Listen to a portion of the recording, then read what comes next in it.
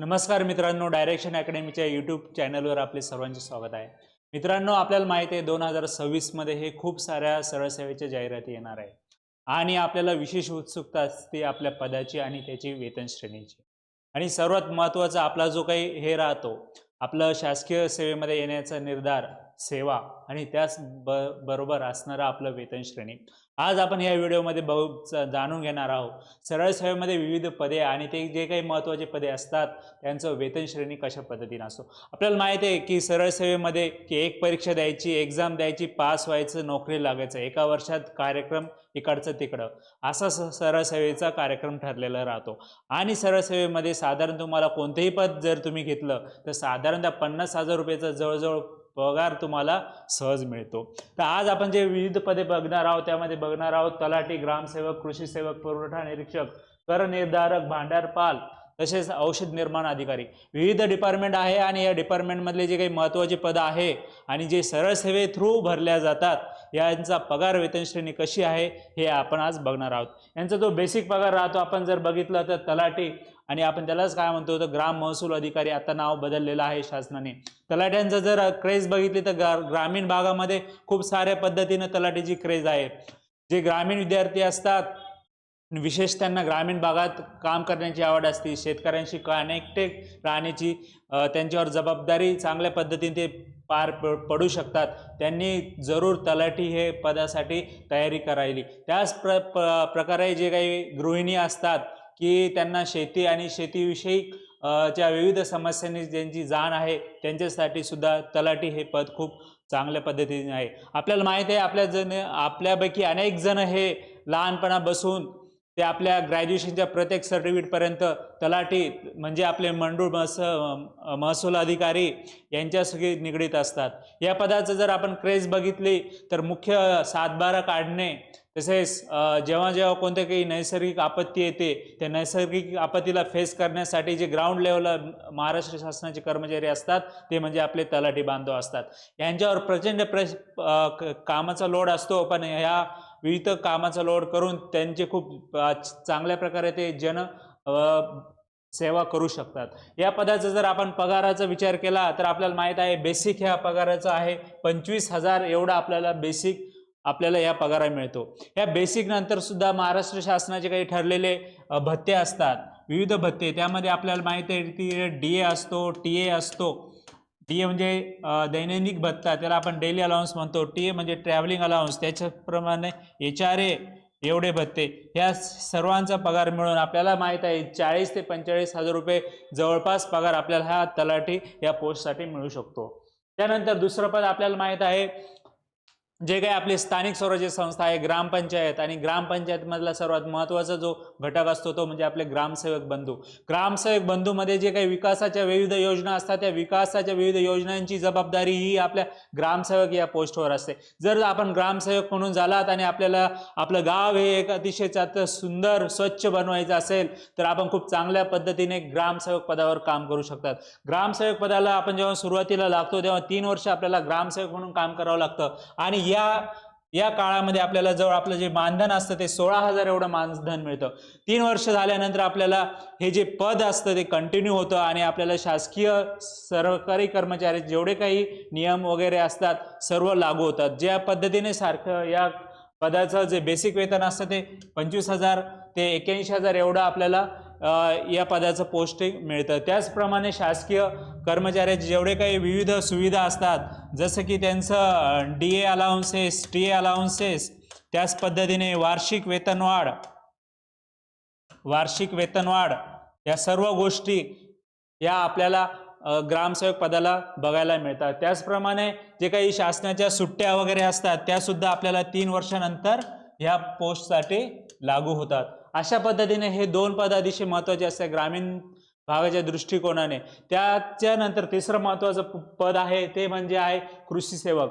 मित्रांनो, आपल्याला माहिती आहे आपले महाराष्ट्र तसेच भारत हा कृषी देश म्हणून गणला जातो. आपल्या भागामध्ये जवळजवळ 60 ते 65% लोकसंख्या ही कृषीशी निगडीत असते. त्याच पद्धतीने जर कृषी ही आपल्या अर्थव्यवस्थेसाठी सुद्धा खूप महत्त्वाची असते आणि या सर्व घटकांना जोडणारा दुवा म्हणजे आपला कृषी सेवक आहे. महाराष्ट्र शासनाच्या जेवढ्या काही कृषीच्या रिलेटेड हे राहतात योजना असतात, त्या योजनांना आपल्याला शेतकऱ्यांच्या बांधापर्यंत जर पोहोचण्याचं काम जे करत असेल तर हे आपले कृषी सेवक असतात. आणि कृषी सेवकाचं वैशिष्ट्य म्हणजे जर तुमच्या मनामध्ये खरोखर आपल्या शेतकऱ्यांची मदत करण्याची इच्छा असेल, शेतकऱ्यांच्या बांधापर्यंत तुमची जाण्याची इच्छा असेल आणि तुम्ही सुद्धा जर ग्रामीण भागातून येऊन स्पर्धा परीक्षेची तयारी करत असेल आणि आपली BSc वगैरे ॲग्रिकल्चर या पदाची आपण जर येत असाल तर आपल्यासाठी कृषी सेवक हे पद खूप महत्त्वाचं आहे. या पदाला सुद्धा सुरुवातीला जे असतं मानधन ते साधारणतः 16,000 एवढं मानधन राहते आणि त्याच्यानंतर 3 वर्ष झाल्यानंतर सुद्धा जे काही ग्रामसेवक पदाचं ज्या पद्धतीनं याचं प्रमोशन किंवा फिक्सेशन होतं आपल्या पोस्टचं, त्याच पद्धतीनं ग्रामसेवकांचे सुद्धा 25,000 ते 800,000 एवढं पगारवाढ असते. आणि विशेष म्हणजे तुम्हाला सांगायला आनंद वाटतो मी की ग्रामसेवक या पदाचं पोस्टिंग त्याच्यानंतर प्रमोशन खूप सुद्धा चांगल्या पद्धतीनं होतं. साधारणतः ग्रामसेवक पदाच्या नंतर विस्तार अधिकारी, त्याच प्रकारे BDO पर्यंत आपलं या पदापर्यंत आपण ग्रामसेवकाचं प्रमोशन होऊ शकतं. प्रमोशनसाठी ग्रामसेवकांचे प्रमोशन हे BDO पर्यंत होते आणि कृषी सेवकांचे प्रमोशन हे सुद्धा कृषी सहाय्यक अधिकारी किंवा तालुका कृषी अधिकारी या पोस्ट पर्यंत होत असते. त्यानंतर आपलं महत्त्वाचं पद मित्रांनो आपल्याला माहित आहे की पुरवठा निरीक्षक. ग्रामीण भागामध्ये जेवढे काही स्वस्त धान्य दुकान आहे, ज्या थ्रू महाराष्ट्र शासन जे काही आपले BPL आहे, त्याच प्रकारे काही कामगार वर्ग आहे आणि जे काही केशरी कार्ड रेशनधारक लोक आहेत त्यांच्यासाठी स्वस्त अन्नधान्य पुरवठा जे काही दुकानं असतात त्यांच्यावर नियंत्रण करण्यासाठी जो काही अधिकारी असतो तालुका लेवलला, त्याला आपण काय म्हणतो, पुरवठा निरीक्षक. पुरवठा निरीक्षक ही अतिशय सुंदर अशी पोस्ट आहे. तालुका लेवलला तुम्हाला ही काम करण्याची संधी खूप मिळते. पुरवठा निरीक्षकाचं प्रमोशन सुद्धा खूप चांगल्या पद्धतीने मिळतं आणि या पदाचा जर आपण पगार कन्सिडर केला तर तलाठी, बांधव आणि ग्रामसेवक या पोस्टपेक्षा सुद्धा चांगला पगार या बेसिक ह्या पुरवठा निरीक्षक या पदासाठी आहे. याचा जर पगाराचा विचार केला आपण तर 29,200 ते 92,300 एवढा आपल्याला बेसिक पगार मिळतो. आणि येणाऱ्या काळामध्ये आपल्या पुरवठा निरीक्षकाच्या याच्या सुद्धा जाहिराती येण्याची दाट शक्यता आहे. चला तर मित्रांनो, नंतरचा बघितलं आपण तर आहे कर निर्धारक. मित्रांनो, जेवढे काही ग्रामीण स्थानिक स्वराज्य असतात त्या नगर परिषद त्यांच्यामध्ये ही पोस्ट राहते. कर निर्धारक व प्रशासकीय अधिकारी या नावाने ही पोस्ट असते. कर निर्धारक व प्रशासकीय अधिकारी यांचं प्रमोशन हे आपण या CEO पर्यंत, CEO ऑफ द नगर परिषद या पोस्ट पर्यंत यांचं प्रमोशन होत असते. आणि या जी वेतन श्रेणी बघितली तर मित्रांनो हे आहे 29,200 ते 92,300 एवढी वेतन श्रेणी ही आपल्याला या पदाला मिळते. काही ज्या नगर परिषद आहे गट क, गट अ, गट प आणि गट क या पद्धतीनं या नगर परिषदांचं वर्गीकरण केलेले असते. आणि गट अ यामध्ये सुद्धा मला असं वाटतं की साधारणतः 41,000 एवढी काही वेतन श्रेणी या पोस्टसाठी असते. गट ब याच्यासाठी सुद्धा STI लेवलचा म्हणजे 38,600 का 35,500 एवढी वेतन श्रेणी या पोस्टसाठी मिळते. आणि गट क साठी ही जी वेतन श्रेणी असते ती 29,200. त्यामुळे गट क मधील हे सुद्धा सुंदर पद आहे. प्रमोशनचे खूप चांगले चान्सेस आहे आणि तुमची काही प्रशासकीय ॲबिलिटी असेल तर या पोस्टसाठी तुम्ही खूप चांगल्या पद्धतीने काम करू शकता. मित्रांनो, नंतरचं पद आहे आरोग्य सेवक. मित्रांनो, आपल्याला माहिती आहे आरोग्य विभागाच्या जेवढ्या काही जाहिराती येतात त्यामध्ये आरोग्य सेवक हे पद ठरलेलं राहतं. आरोग्य सेवकाचं महत्त्वाचं जे काम असतं ते ग्रामीण भागात जाऊन आपल्या जे काही आरोग्य योजना असतात त्या ग्रामीण भागातल्या लोकांपर्यंत पोहोचणं, लसीकरण याच्यामध्ये सहभाग घेणे, त्याचप्रमाणे कुटुंब कल्याण नियोजनाचे काही कार्यक्रम असतात, फॅमिली प्लॅनिंगचे काही कार्यक्रम असतात, त्याचप्रमाणे साथरोगाचे काही कार्यक्रम असतात. या सर्वांमधला महत्त्वाचा दुवा म्हणजे आपला हा आरोग्य सेवक राहतो. आरोग्य सेवक आणि आरोग्य सेविका ह्या आपल्या प्राथमिक स्तरावर ग्राउंड लेवलला काम करणाऱ्या अधिकारी असतात.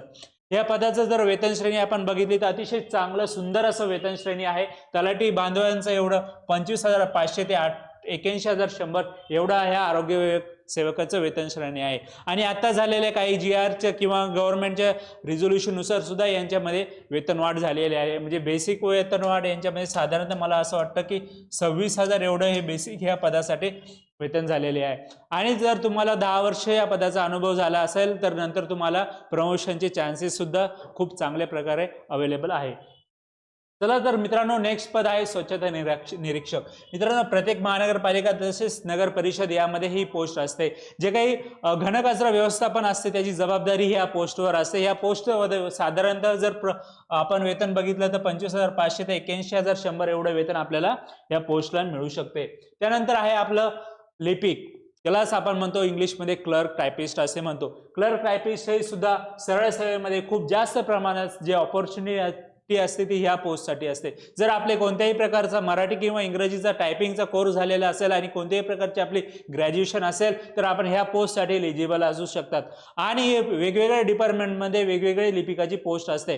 वेगवेगळ्या डिपार्टमेंटमध्ये वेगवेगळे प्रमोशनचे आपल्याला चॅनल किंवा संधी उपलब्ध असते. जर MPC आता साधारणतः मला वाटतं ह्या 2026 पासून जेवढ्या काही लिपिकाचे पोस्ट आपल्या महाराष्ट्र शासन भरणार आहे त्या सर्व MPSC थ्रू होणार आहे. त्यामुळे याची जी वेतन श्रेणी असते ती ही 19,900 ते 63,200 एवढी वेतन श्रेणी आपल्याला बघायला मिळते.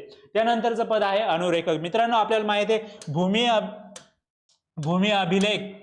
भूमी अभिलेख हे जो विभाग असतो याच्यामध्ये ट्रेसर नावाचा एक पोस्ट असते. ही ट्रेसर नावाची पोस्ट सुद्धा गट क या विभागात येते आणि याचं सुद्धा वेतन श्रेणी 21,700 ते 69,100 एवढी वेतन श्रेणी आपल्याला बघायला मिळते.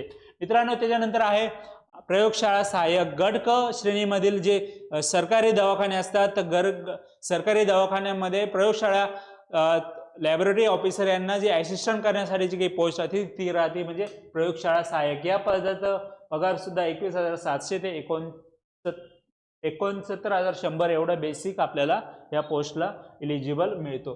त्यानंतर आहे भांडारपाल. भांडारपाल हे सुद्धा महाराष्ट्र शासनाच्या आरोग्य विभागातील एक महत्त्वाचं पद असतं. क्लर्क एवढं यांचा बेसिक ठरलेला असतो. या महत्त्वाचं काम असतं की जे काही शासकीय रुग्णालय असतात त्या शासकीय रुग्णालयामध्ये विविध जे काही हे लागतं आपले साहित्य आणि सामग्री लागते त्यांचा पुरवठा करण्याची जबाबदारी ही या पोस्टवर असते आणि याचं बेसिक हे क्लर्क एवढं असतं. त्याचप्रमाणे तुम्हाला काही शासनाचे जे काही नियमानुसार देय भत्ते वगैरे असतात ते सुद्धा या पोस्टसाठी अवेलेबल असते. मित्रांनो, औषध निर्माण अधिकारी गट क ची पोस्ट आहे. आरोग्य विभागातील फार्मसी ऑफिसर म्हणून या पदाला ओळखल्या जातं. या पदाचा जर पगार बघितला आपण तर 29,200 ते 92,300 एवढं वेतन श्रेणी या पोस्टसाठी आपल्याला बघायला मिळते. त्यानंतर आहे भांडारपालचं आपण बघितलं. स्वच्छता निरीक्षक हे सर्व बघितलं. चला मित्रांनो, तर आपण बघितले आहे की आपले जे काही विविध सरळ सेवेचे पदे आहे त्यांची वेतन श्रेणी आपण बघितलेली आहे. आणि मी सर्व विद्यार्थ्यांना एक आवाहन करतो की त्यांनी खूप चांगल्या पद्धतीने अभ्यास करा. 2026 हे आपल्या आयुष्यातील एक आनंदाचं वर्ष ठरू शकतं. आपले जे काही इच्छा आकांक्षा आपले जे काही स्वप्न आहे ते पूर्ण होऊ शकतात. या 2026 या आपल्या प्रवासामध्ये आमचं डायरेक्शन अकॅडमी आपल्याला नेहमीच मार्गदर्शन करणार आहे. त्यासाठी आपली जी काही समस्या असेल ते काही प्रॉब्लेम असेल रिलेटेड टू द अभ्यास किंवा एनी अदर क्वेरीज आम्ही तुम्हाला आमच्या चॅनलवर विचारा. आमचे फोन नंबर दिलेले आहे, कॉन्टॅक्ट करा. त्याच पद्धतीने आमचं सरळ सेवेसाठी आपल्या डायरेक्शन अकॅडमीने सरळ सेवेसाठी आपल्या बॅच लॉन्च केलेल्या आहे. आपण याचा पुरेपूर फायदा घ्या. सध्या आपल्या बॅचची ऑफर सुद्धा चालू आहे. आपली जी रेग्युलर फीस असते ती 3,000 असते. आता 50% ऑफ चालू आहे. आपल्याला 1,499 रुपयामध्ये एवढ्या माफक दरामध्ये आपली बॅच अवेलेबल करून देणार आहे. मित्रांनो, आपली जी काही तलाठी भरतीची बॅच आहे ती सुद्धा 1,000 रुपयामध्ये आपल्याला तलाठी भरतीचे विषय आपल्याला शिकवले जाणार आहेत. आणि सर्वात महत्त्वाचं म्हणजे नगर परिषद भरती येणाऱ्या काळामध्ये खूप सारे नगर परिषदेची भरती येऊ इच्छित आहे. यासाठी सुद्धा आपल्या डायरेक्शन अकॅडमीने ऑनलाईन प्लॅटफॉर्मवर एक बॅच सुरू केलेली आहे. याचा सुद्धा आपण उपयोग करू शकतात. त्याच पद्धतीने ग्रामसेवक भरती ही सुद्धा बॅच लॉन्च केलेली आहे. आणि याच्यानंतर आरोग्य विभागाची भरती याची सुद्धा एक बॅच लॉन्च केलेली आहे. आणि या सर्व बॅच जर आपल्याला घ्यायचा असेल आणि याचा जर आपल्याला पुरेपूर फायदा घ्यायचा असेल या ऑनलाईन प्लॅटफॉर्मचा तर मित्रांनो हे आहे डायरेक्शन अकॅडमीचं ॲप आहे. ओपन करायचं. इथं आपण या थ्रू आपण बॅच जॉईन करू शकतात. तर मित्रांनो, हे आहे आमचं डायरेक्शन अकॅडमीचं टेलिग्राम चॅनल. सरळ सेवेमधील जे काही डेली रेग्युलर बेसिसवर जे काही अपडेट असेल किंवा जे काही नवीन जाहिराती असेल त्या सर्व आपल्या या चॅनलवर आणि अकॅडमीच्या चॅनलवर आपल्याला मिळू शकतात. आपल्या अकॅडमीबद्दल किंवा आपल्या कोर्सबद्दल किंवा येणाऱ्या सरळ सेवेबद्दल आपल्याला काही शंका वगैरे असेल तर हा आमचा आहे व्हॉट्सअप चॅनलचा नंबर आहे, इथे आपण जॉईन होऊ शकता. धन्यवाद. थँक्यू.